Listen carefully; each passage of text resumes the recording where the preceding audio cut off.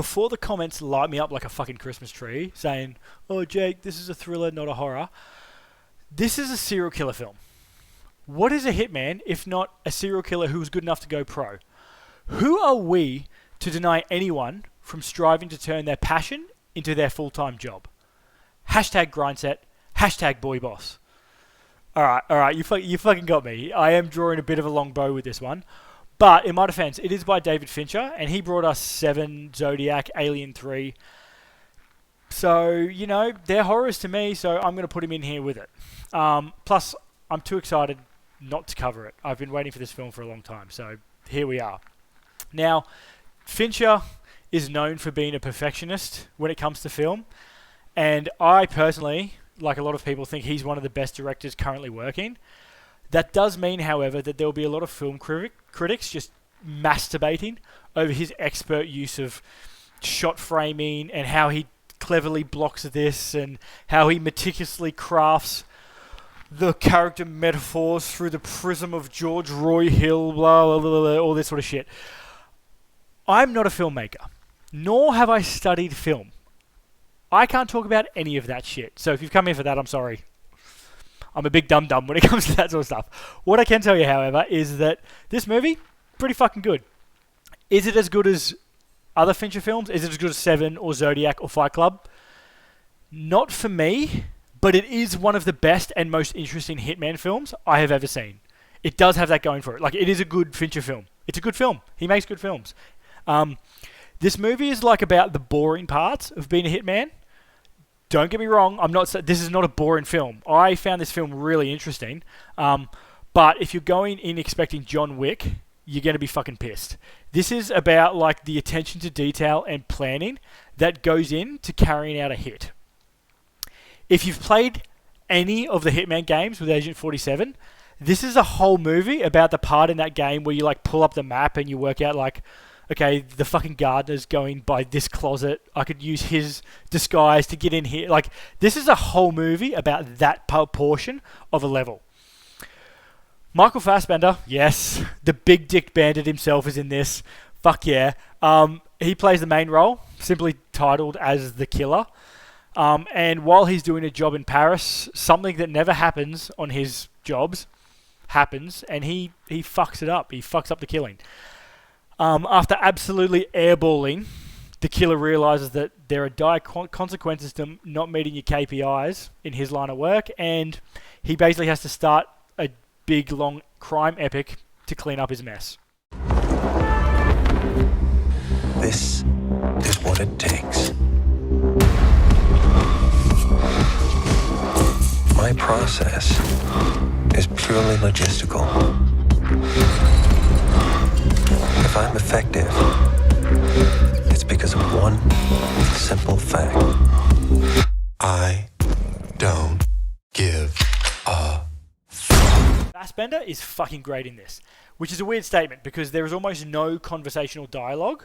Like, there's very few characters in this, but he provides this internal monologue of the killer through voiceover, and I found that very effective because it gets across that Fassbender's character he's skilled, he's meticulous, he's unforgiving. He's not empathetic in any way, shape, or form. He's also hilariously deadpan at points, and I was not expecting that going into this. There are a few scenes of action, particularly in a house in Florida, that are fucking amazing. Like, there are very few scenes of action, but the ones that they do have in this, I find are really good. Most Hitman movies make their characters like supernaturally powerful, and Fincher didn't do that in this one, and I think it's great. Tilda Swinton, yes, Tilly Swints, old Tilly Swints is in this, and as is her style. See Constantine, for examples. She plays deeply troubled, but also really dangerous. Just about better than anyone, I think. She's fucking great, as she is in everything. Fincher also made the hilarious choice to make the killer obsessed with the Smiths, which is so fucking weird. Like, it's weird to have this like weird emo, you know, this fucking absolute monster of a dude obsessed with like a little emo band, rock band. It's pretty fucking funny, but it does work. It really works for his character. The actual score and soundtrack is composed by industrial rock god Trent Reznor. the mix of Fincher and Reznor that's a match made in grungy emo heaven as far as I'm concerned, and I think it was really good choice. While I love this movie, I can definitely see people going into this expecting something like Fight Club or Pulp Fiction and being really disappointed. As with all Fincher movies, the scenes are very dark too, in terms of like, not in terms of, well, yes, in terms of subject matter, but in terms of like amount of light in his shots. Like everything's a bit dark. There are lots of silhouettes and dark hallways and that sort of shit. So you will find yourself squinting a little bit in some of this, or at least I had to, watching this at home on my TV. That being said, if your favourite part of heist movies is when the robbers talk about their plans and how they're going to get the job done, fucking homie, do I have the movie for you? Because this is all that. This is the entire movie about all that. Just don't expect any of like the Ocean's 11 style humour, because it's not in this. It's very deadpan. Funny, but very deadpan. I recommend watching this movie if you love stuff like Dexter, The Hitman, The Iceman. That's all this sort of stuff. If you want to watch many scenes of Fassbender doing yoga, he's good at yoga. Probably because his dick acts as a counterweight, I imagine. But there's a lot of that in there. If you just love watching people be good at their job, you know what? A weird thing that came to mind when I was watching this was, you know, the scene in Toy Story.